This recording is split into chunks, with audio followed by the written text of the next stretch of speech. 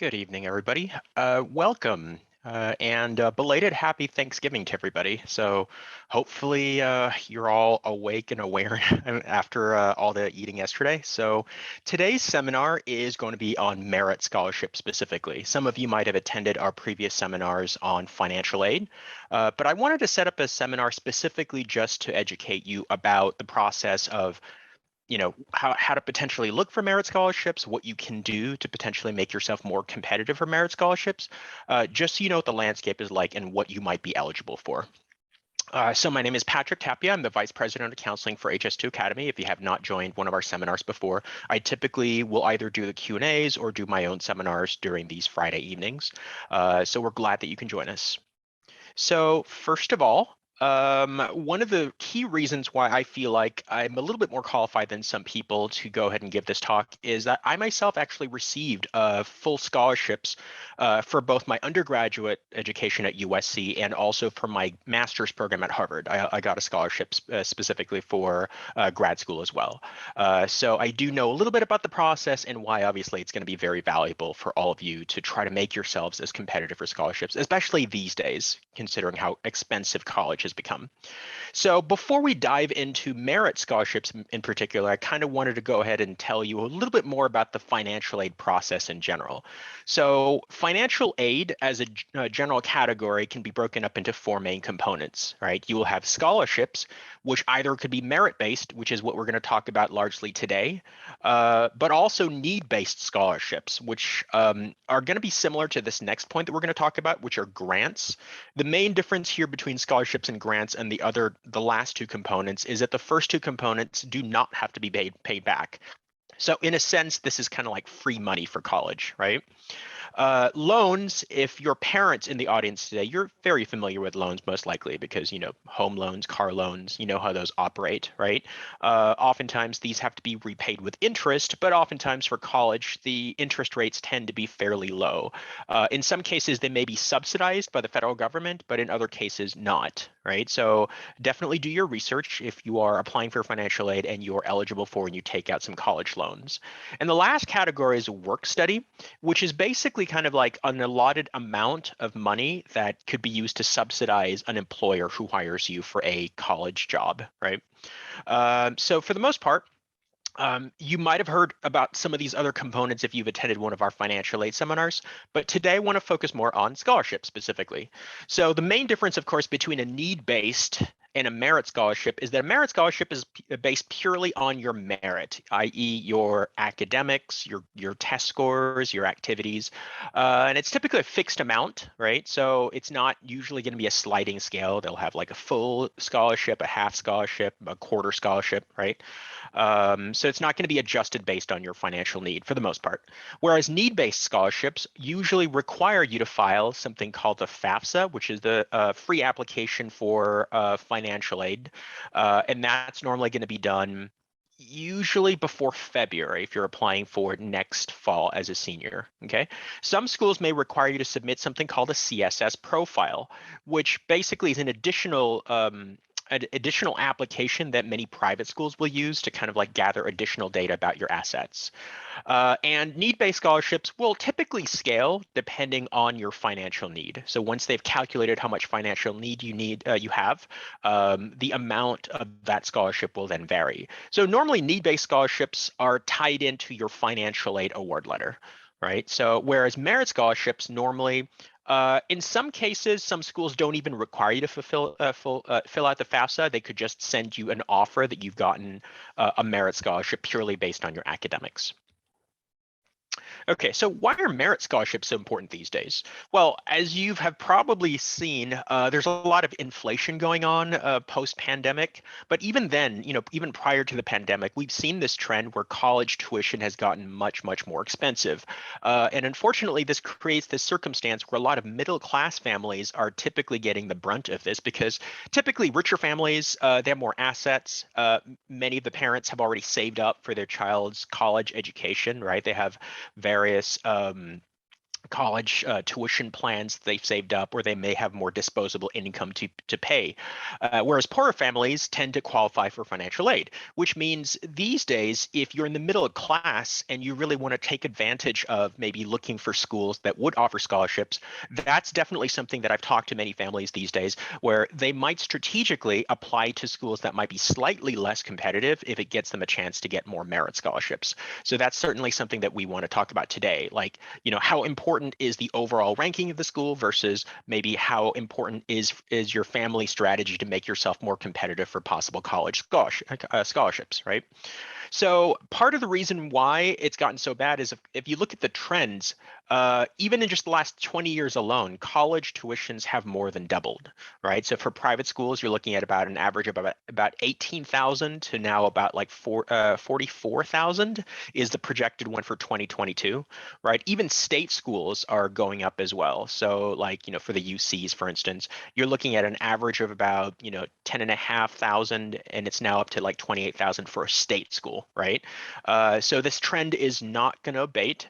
And unfortunately, it's actually outpacing inflation, which means even if families get raises or they have savings in their accounts, college tuition is getting more expensive than whatever interest you're getting in these things. So that's definitely why it's more and more important to be able to kind of like come up with strategies in terms of how to necessarily pay for college. And of course, merit scholarships are a big part of that. So here's an article from Forbes where they said that since the 1985-86 school year to the 2017-18 school year, it rose by almost 500%. Okay, and that's more than twice the rate of inflation.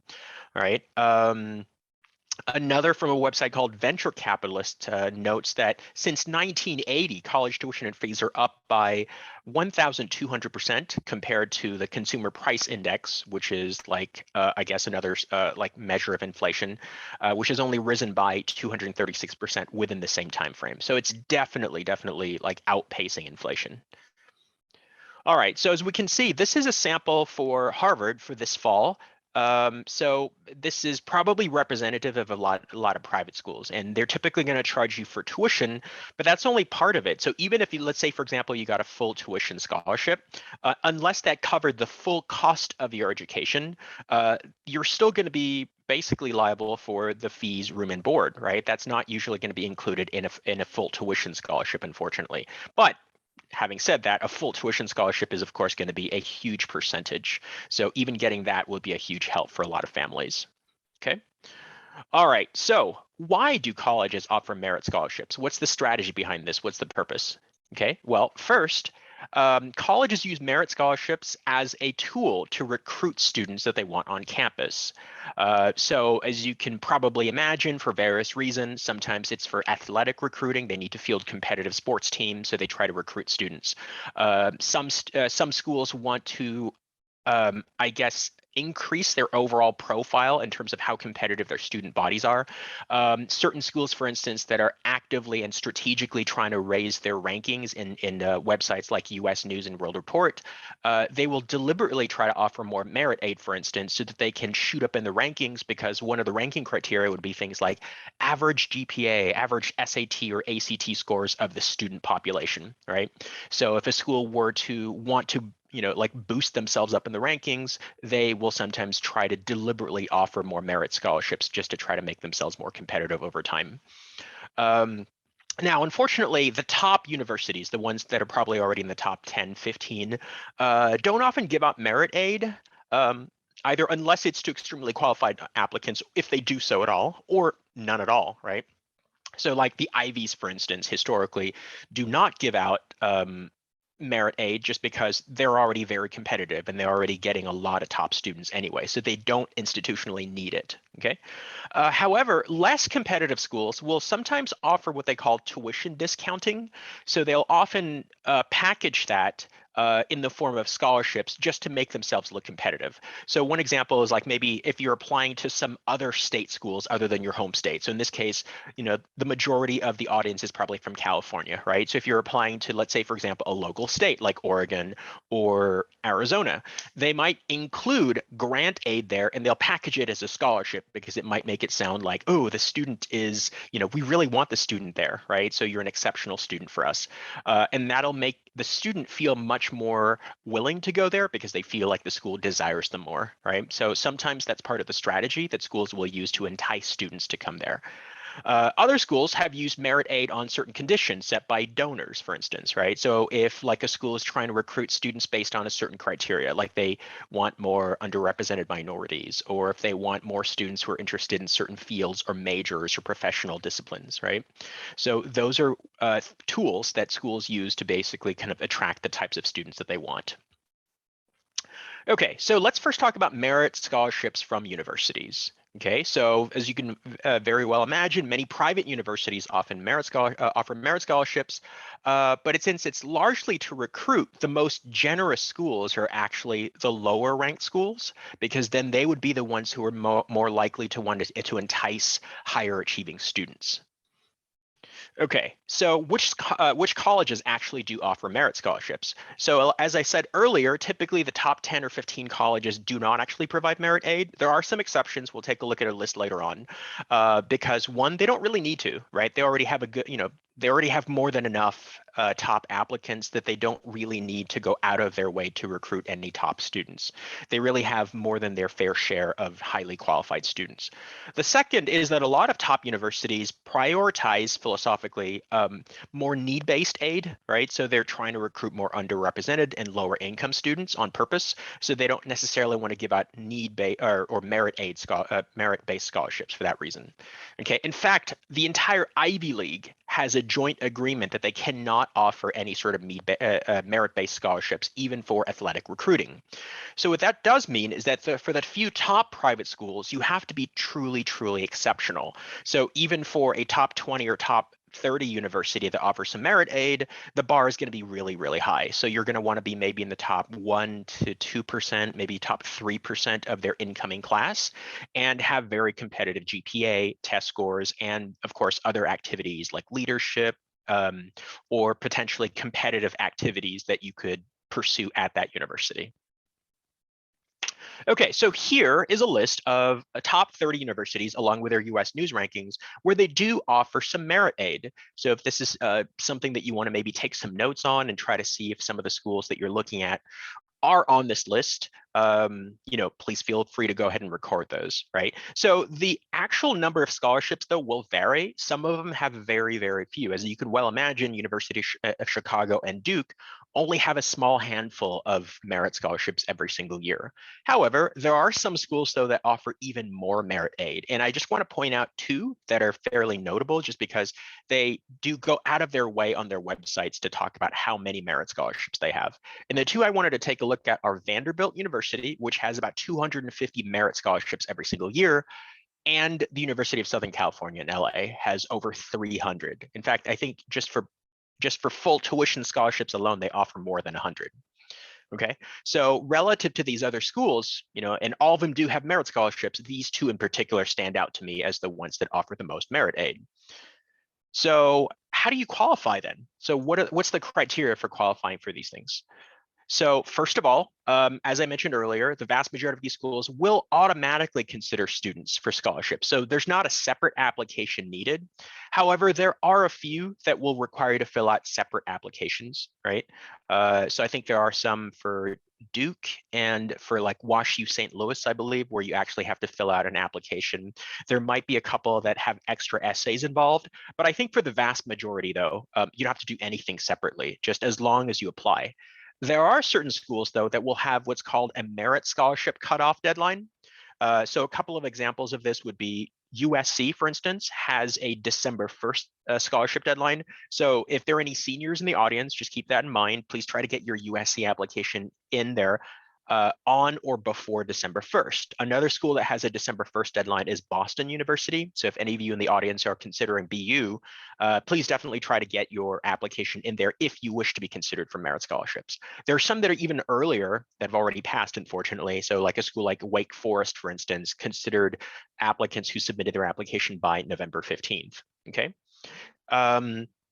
As I mentioned earlier, there are several schools that may require a separate application, or there might be separate essays to be considered. An example here is like UT Austin will have a separate, what do we call this? A separate application and a separate submission for merit scholarships.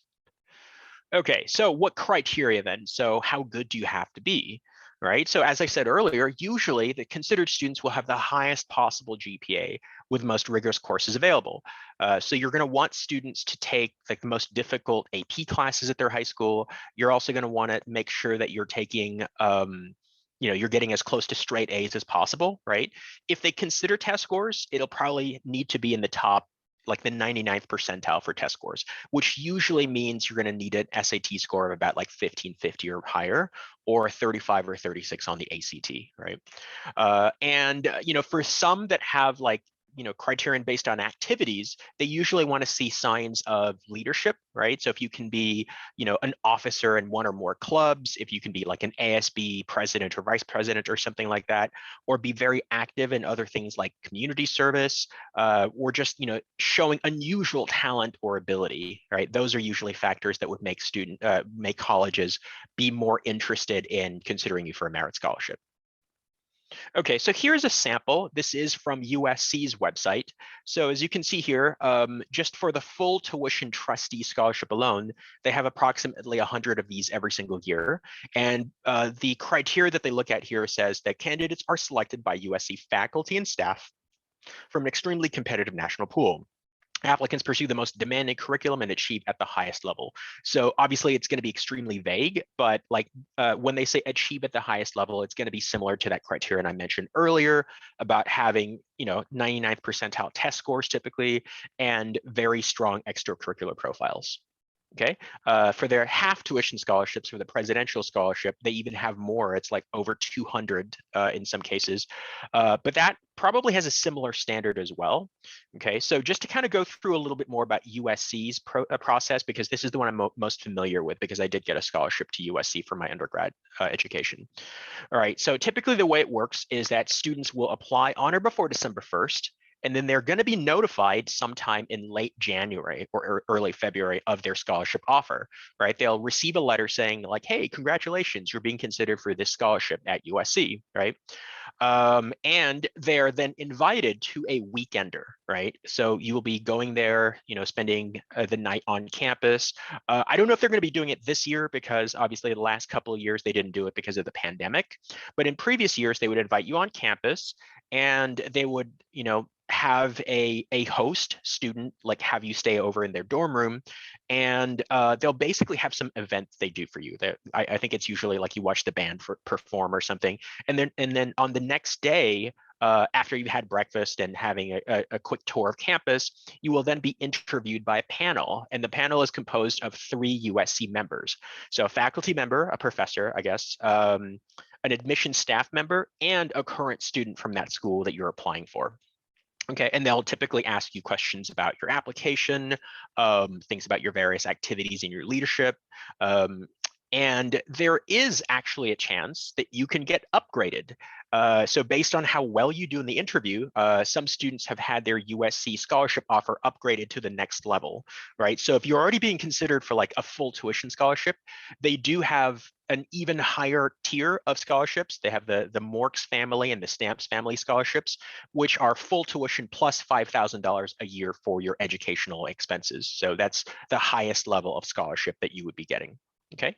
Now, there's also a chance you could get downgraded, though. So this is why we typically tell students, if you do have that offer, definitely talk to your HS2 counselor so we can help prepare you in terms of what you need to do during that interview. Okay, because we do want to try to up your chances to try to get even more scholarship money potentially. Okay. All right, so another form of merit scholarship, which is maybe a little bit more accessible to everybody if you have good test scores, is based on the PSAT. So there's the National Merit Scholarship. All right, so the PSAT, the one that you take during your junior year and the one only in your junior year, not any earlier, is used actually as a national merit qualifying test. What this means is based on your score on the national merit or on the PSAT, you could be eligible for even more scholarship money. So as I said earlier, it's based only on the test you take in 10th, or sorry, in 11th grade. The one you take in 9th or 10th grade is just for practice. It doesn't actually qualify for the National Merit Scholarship. The cutoff score, which is the score you need to be at or higher, needs to be in the 99th percentile. So basically the top 1% of your state, right? And so normally the formula for this is fairly straightforward. It actually puts a lot more weight on the English portion. So what they do is they take your English score, which is total out of like, I guess, 760, right? Just basically what they do is they make it out of 76. So they lop off the 0 at the end and they multiply either your English score by 2 and then they add the math score, and that becomes your index score. In previous years, the cutoff for California was a 222 index score, right? Which means typically that's about like a 480 or 1480 or 1490 out of a maximum of 1520. Okay, so if you manage to get that cutoff, that's potentially good news because then by your senior year, you could find out that you can actually be in the running for the National Merit Scholarship. Okay, now, if a student makes the cutoff for national merit, they will be then designated as a semifinalist. You typically will find this out sometime in September at the beginning of your senior year, and you'll have an application that is due in October. The application will require an essay as well as a counselor recommendation, and you need to fill out the rest of the application and send it out by early October, I believe, right? So usually around the first or second weekend. Students will then have to just sit and wait and find out until about February of 12th grade whether or not they made finalist status. Okay. However, if you do get semifinalist, this is still a huge accomplishment, and it's definitely something you can put down on your college applications. Now, if you do get finalist status, you can also update your regular decision schools. You can let them know, hey, by the way, I made it to the finalist round of the National Merit Scholarship competition. Okay. And then later on in April or May, that's when you actually find out whether or not you receive the National Merit Scholarship. Now, the scholarship itself isn't necessarily huge by itself, right? I mean, it's still pretty big money, right? So it's a one-time award of $2,500. However, there are certain schools that will offer you even more merit aid just on the basis of being a national merit finalist. So one example, I already mentioned USC is very generous when it comes to merit aid, right? USC offers half tuition scholarships just on the virtue of you being a national merit finalist. Some other schools like Northeastern, for instance, offers you up to $28,000. There are certain schools like Washington State actually offers you a full tuition scholarship if you are a national merit finalist. And there's even more, like the University of Kentucky actually offers you even more money there. They offer you full tuition plus a housing stipend, right? So they pay for everything basically. All right, let's continue here. There are certain merit scholarships that do have a need-based component as well. So you do want to check on each school that you're applying to find out what types of scholarships they have available. Some will go ahead and have you file a FAFSA to be eligible for these types of scholarships. So, which means there is a financial kind of element to it too, or based on your financial need. So one classic example of this would be for the UCs, right? The UCs offer something called a Regent Scholarship. So for exceptional students, which typically means you're in the top 1 or 2% of the applicant pool, they will offer you typically a minimum amount of $2,000 per year if you get the Regent Scholarship. But depending on your financial need, it could be even higher, right? So in some campuses that could be bumped up all the way up to 10,000, but in other campuses it can even be as high as 20,000, right? And typically there's going to be an interview process for this, so you would need to go ahead and attend a reception where you will most likely be interviewed by a faculty member, right? A current faculty member of that UC campus to be considered for like a Regent Scholarship at that point, okay? All right, so another type of scholarship that many of you could be eligible for could be athletic scholarships, right? So this is sometimes when people talk about college scholarships, this is sometimes some of the more the ones that get a lot of attention, I guess, in the media and in movies, right? There are all these stories about people getting, oh, I got a full ride to this school or that school, and it's typically because you play a sport. Okay, so typically colleges that compete in something called the NCAA, which is the governing body for college sports, do have certain allotted numbers of scholarships every single year, depending on the teams they field, right? So the sports with the most number of scholarships, as you can well imagine, would be things like football, which typically has maybe like 50 to 80 scholarships for the team, right? Basketball will have maybe about 12 or 13 scholarships because there are fewer people on the team, right? But of course, as you can well imagine, basketball and football are probably some of the most competitive for scholarships. So you'd have to be extraordinarily good at that for you to have a chance at a scholarship, okay? So these schools can offer up to the full cost of tuition plus living expenses, which means including room and board. Okay, so how do you make yourself qualified for an athletic scholarship then? So a lot of it obviously will have to depend on talent, right? So picking and choosing earlier on. So if, let's say, for example, you're a parent of younger students, you could probably, if they're still in elementary school or middle school, kind of eye which sports they might be good in and try to see which ones they have the best sort of potential or ceiling in, right? So the qualifications will tend to vary, but typically the ones that are going to be most competitive, like you have to be at least very good within your team, of course, right? But definitely if you're in a sports league, like your local school league, you have to be one of the top in that league in order for you to be considered for scholarships. Now, students could also and should also research which division level best fits their abilities. So a lot of Division 1 schools are going to be typically like big state schools that are the ones that you see on TV, right? So the most competitive level of schools. However, there are going to be some schools that are more academically rigorous that are not going to be D1 schools, right? So they're going to be schools, for instance, like in Division 3 that are maybe top 20 or top 30 in the US news rankings, right? So they're not as competitive for the sports, but they still field competitive teams. So in order for you to be competitive, typically what they recommend that you do is to put together an athletic resume first. So if you need to send out an email to various coaching staffs, they can see and make sure to have key stats in there as well, not just based on your athletic performance, right? So have your records in like things like tournaments or any times that you have if it's an activity that relies on times like swimming or track, right? But also have any academic components to show that you're a scholar athlete, because coaches will find it easier to help get you into a college if you're not sort of struggling academically, right? So if you're a strong student academically, but you're also a good athlete, that's usually going to contribute to making it easier for colleges or for coaches to try to sort of get you in or talk to the admissions office to get you in, okay? So if appropriate, students can create highlight videos to share with the coaching staff. So even if you're a younger student, this is why I tell some parents, hey, you know what, if you can, try to be at your kids' games, try to record them if possible, because if they are going to be really exceptional later on, you want to have like a highlight reel of, their best game performances, right? Because it'll help coaches find aspects or skills that they would like on their team as well.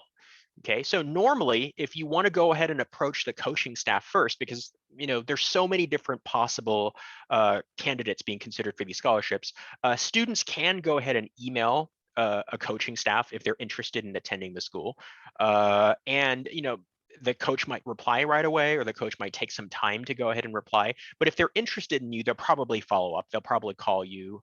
But if they don't call you or email you back within the next couple of weeks after sending an email, I normally recommend doing a follow-up call, right? So call their office and try to figure out if they received your email and if there's any additional information that they want, okay? Oftentimes too, you may sometimes hear of situations where in meets or tournaments or games, there might be representatives or scouts from certain universities attending. Try to spark up conversations with those coaches.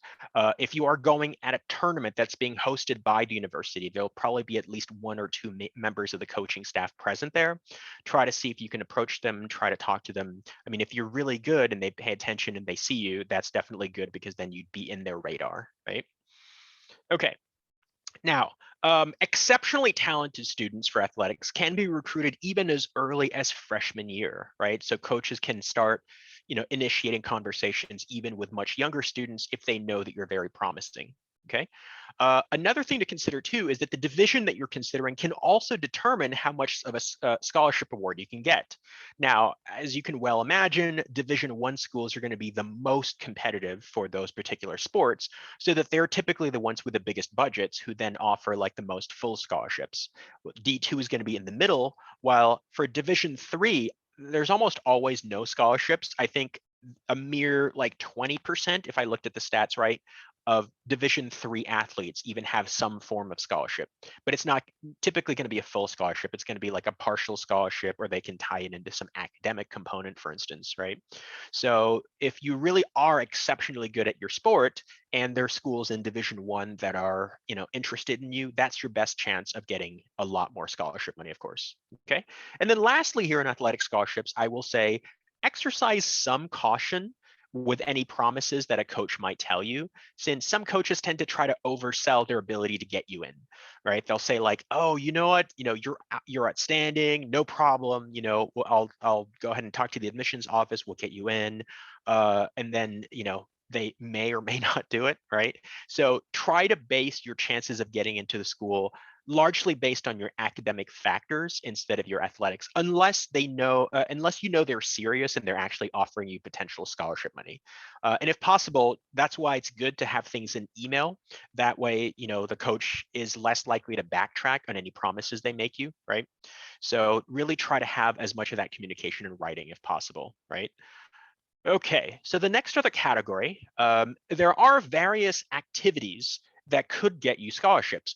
But before you just say like, oh, hey, I've been doing this club at my school for so many years, not all activities do though, right? Because just because you're in like the computer science club at your school doesn't mean there's going to be a computer science scholarship for you, right? Typically, the activities at college that do actually have budgets to go ahead and offer you scholarships are the one that actually field competitive teams, right? So these would be ones that do like intercollegiate events, right? So just to share a few of these activities, as you can well imagine, band will have scholarships. Oftentimes, like the most competitive, like D1 schools that have these huge traveling bands will oftentimes give a lot of different scholarships, sometimes even full scholarships for band, right? So of course you have to be exceptional in your instrument, and you of course have to be willing to travel, right? It's going to be a huge time commitment. It's almost like a job, basically, if you get accepted for band or orchestra, or for just music in general. Okay.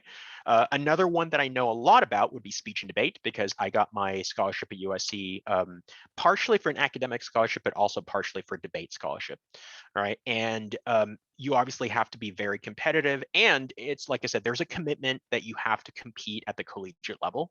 So it's almost like a job. You're probably going to be away in debate tournaments like maybe 2 or 3 weekends out of the year, right? So it's also very time consuming as well. There are some dance scholarships, right? And there's certain activities like DECA, for instance, that also give out scholarships, but it's largely based not on the campus or the university, but through the organization itself, right? But it's also based on the activity that you do, right? This is by no means an exhaustive list, right? But these are the ones that come to mind that have the most consistent number of colleges that do offer some sort of scholarship, right? So you could do some research to find out if your activities that you're good at may potentially have some sort of like merit aid component to it. But just to kind of give you some insight into debate, for instance, right? So if any of you out there are debaters, this is typically what they're looking for.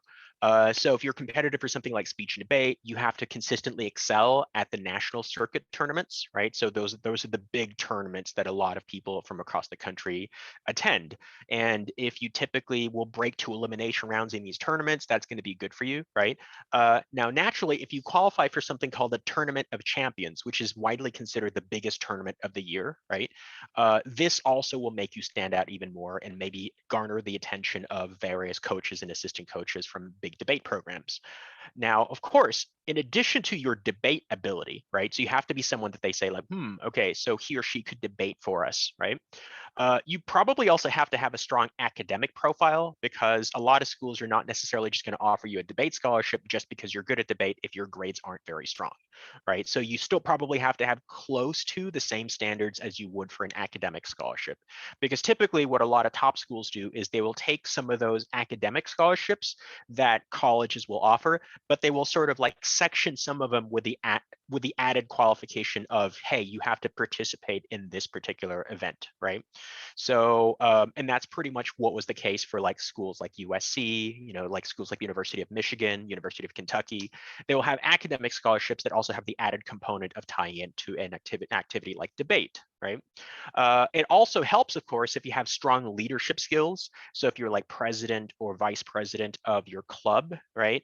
And maybe you're like captain of like Lincoln Douglas team or policy team, right? That would look pretty good, as well as, of course, a good recommendation from your debate coach. So this is one example, of course, in the subset of speech and debate, right? So I wasn't in band in college, so I don't know much about that, but I imagine it would be, similar in the sense that you have to be exceptionally good as well to warrant the attention of like schools that were going to offer you a scholarship for your activity. Okay, so lastly here, one of the categories that I want to talk about here are merit scholarships that come from outside the universities themselves. So many scholarships are actually awarded to students from organizations outside of the universities. So these include various nonprofits and companies that will often try to tie in some sort of merit aid to either, one, it's for publicity reasons, right? They want to make sure that they're helping out like, people in the community or society at large, or they're nonprofits who raised money specifically to look for, identify, and attract students who are going into certain fields, or because of certain kind of like, I don't know, like certain qualifications, like by ethnicity, by heritage, by location. So those are various things that like organizations will be looking for when offering outside merit aid. Okay, so some of the things that I will tell you in order to be, potentially competitive here is, I would say first start this process early on, right? So I think even if you started this as early as like say sophomore or junior year, you could probably identify some sort of private scholarships out there, like essay contests that don't necessarily require you to be an applying senior, right? You can apply for some of those even as early as even as early as like freshman year, you could probably do it. Okay. You can find many of these in like certain databases online, right? So some of the more common ones that have expansive databases for this, there's a website called FastWeb, which historically has been one of the biggest databases for any sort of like private scholarships. The College Board also has a Big Future website that has a scholarship search function, right? And there are also various publications out there. Like there's a book called The Ultimate Scholarship Guide that is updated every single year, and it's actually a really, really thick book that has a lot of different scholarships or private scholarships out there that you could be competitive for. Okay. Now, many corporations actually have their own scholarships as well. So if you just look at any big name brand, for instance, right? So like one of the classic big ones is the Coca-Cola scholarship, which is I believe every fall there is a scholarship that you can apply for, and there's some essays involved that you can apply for. There's also the Gates Millennium Scholarship, which is a pretty big scholarship as well, right? So Bill Gates, of course, and his wife Melinda have been very generous. They have a nonprofit organization called the Gates Foundation that is specifically geared towards education, right? And so the Gates Millennial Scholarship every single year offers thousands of dollars to students, right? So it's almost to the point where it's like at least a half tuition scholarship, if not a full tuition scholarship for some students. Okay, so most of these scholarships will have applications, and there'll be various components as well.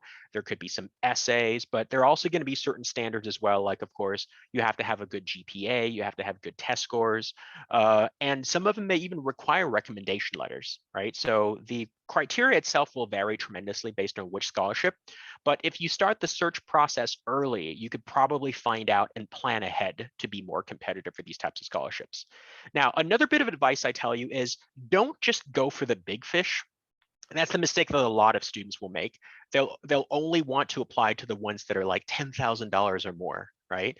Actually, the strategy that a lot of people do that end up getting a lot of private scholarships is applying to a lot of the smaller scholarships because they add up, right? Because they realize that not everybody will apply to a lot of these smaller, lesser known scholarships, so that they sort of get the leg up, right? So if the field competing for certain scholarships is so small, you have a better shot at those scholarships, right? And so sometimes you hear cases of people getting like over $100,000 of scholarships per year, right?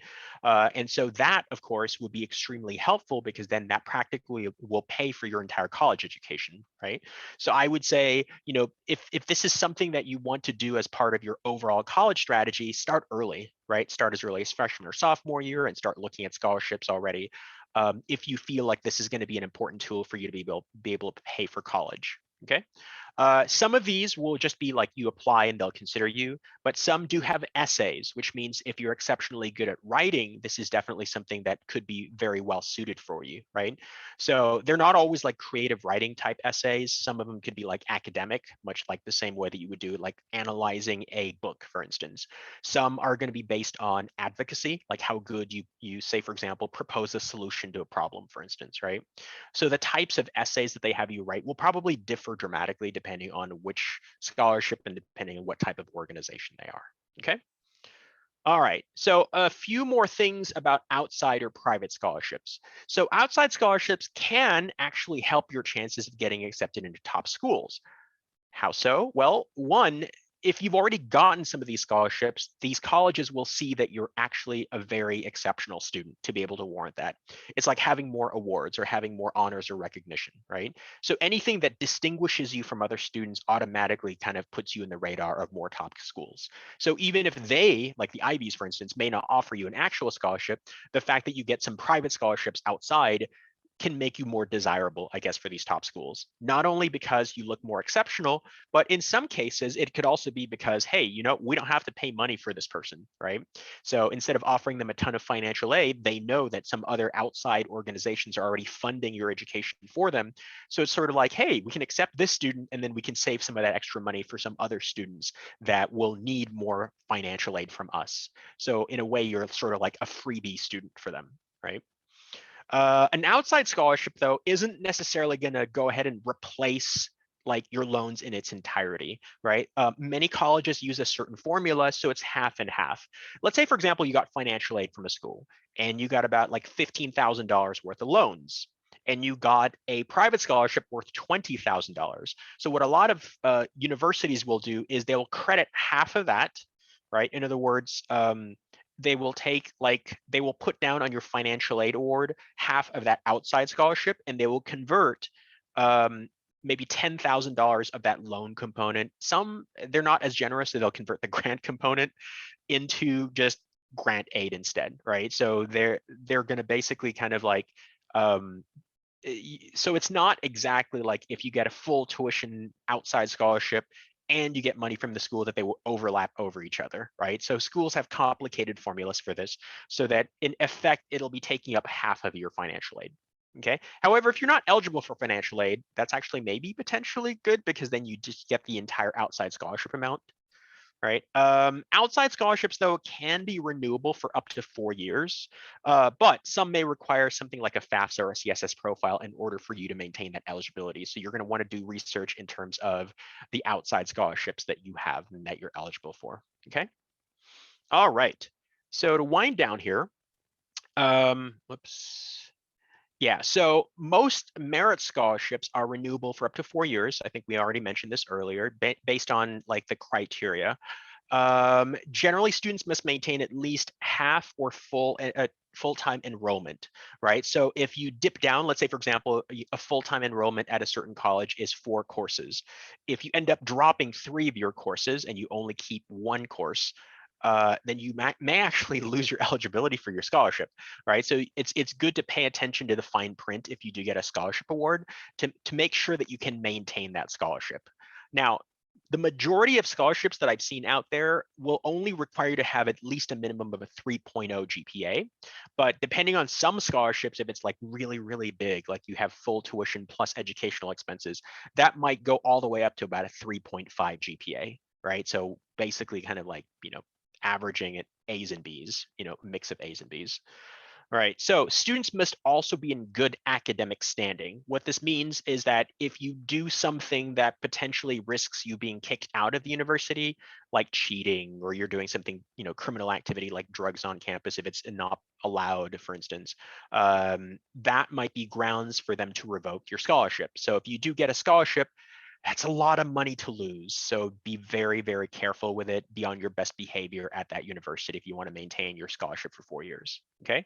Because otherwise that's a huge blow if you end up losing your eligibility for that scholarship, okay? All right. So now I do want to talk about HS2 a little bit and how we can help you. So HS2 has been around since 2002, and we've helped many students become more competitive for top colleges all around the world. Now, last year, we've had some really good results, especially, factoring in the pandemic and how hard it was for a lot of students to apply. But this is kind of like fairly indicative of our results year in and year out, right? So we get students into all the top Ivy League schools, but we're also incredibly proud of the students who are getting into like the UCs, for instance. So we do have like quite a number of students. Like we had 64 students get into UC Berkeley last year, for instance. And like I said, across the board, many of our students, even if they're not necessarily at that point where they're really, really competitive, a lot of students still feel like they get a lot of benefits from a program so that they can be more competitive. Like there's some students, for instance, who didn't even think they can get into a UC, who are able to get into even like a mid-tier UC because of our help, right? So it's important for you to really try to see what you can do to maximize your chances of getting into these top schools. And frankly, we're really as good as they come. We've been doing this for almost 2 decades now, and our counselors are very adept at really helping out students try to really maximize their chances and come up with the best strategies to make themselves even more competitive. Okay, so during this winter break, we also have some various offerings, right? So we have classes for SAT, right? So which will really try to go ahead and drill students with all the major strategies they would need to perform well on the SAT. We also have courses for ACT as well. Okay, another offering that HS2 normally has is we have a partnership with UC Riverside to offer college level coursework for some students. Now for this break, it's not necessarily for college level, but there's certificate programs for 2 fields, right? Because it's only for 2 weeks.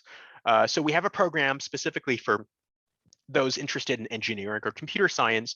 We have a program for blockchain and cryptocurrency, right? Which is very timely, of course, because of all the talk about like things like crypto and things like NFTs, for instance, right? So if students wanted to learn more about it, for the 6 days of winter break, students can take courses for 2.5 hours each day, right, to learn more about this emerging new technology. We also have a really, really versatile course on project management. This is going to be exceptionally helpful for students who are applying for business, but it's also really helpful for students who are going for things like engineering or computer science or being pre-med, because many students will be tasked with maintaining certain projects. So learning skills, how to delegate, how to sort of analyze what you need to do to successfully kind of implement a project, for instance.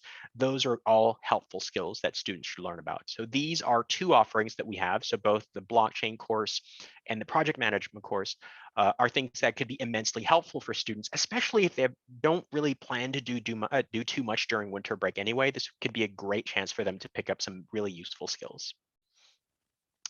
Okay, so with that, I'd like to open it up for Q&A. I put the contact information of Peter, one of our managers here in Northern California, and he can relay your information to the closest possible branch to you, right? Just didn't want to have like all the managers of our branch in one slide. So, if you are interested in finding out more about our programs, you can visit our website. It's HS2academy.com, or you can scan the QR code and talk to Peter, and then he'll relay your information to the relevant manager that you should be talking to for the branch that's closest to you.